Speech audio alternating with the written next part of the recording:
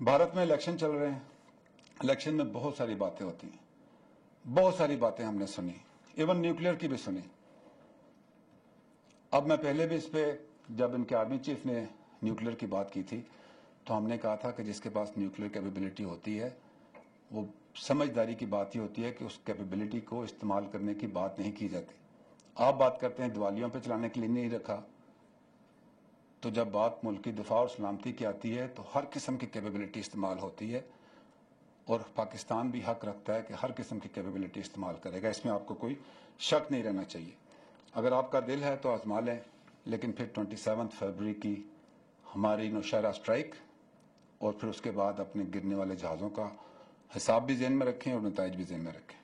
CPEC पे काम हो रहा है। सीपैक सिर्फ नॉर्थ साउथ लिंक नहीं है। सिर्फ नॉर्थ साउथ लिंक से सबके स्टेक्स भी नहीं आते और इकोनॉमिक एक्टिविटी उतनी होती भी नहीं है।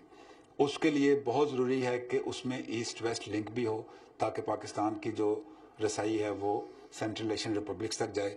लेकिन इसके लिए सबसे बड़ा सवाल ये है कि क्या हिंदुस्तान को ये बात समझ आएगी।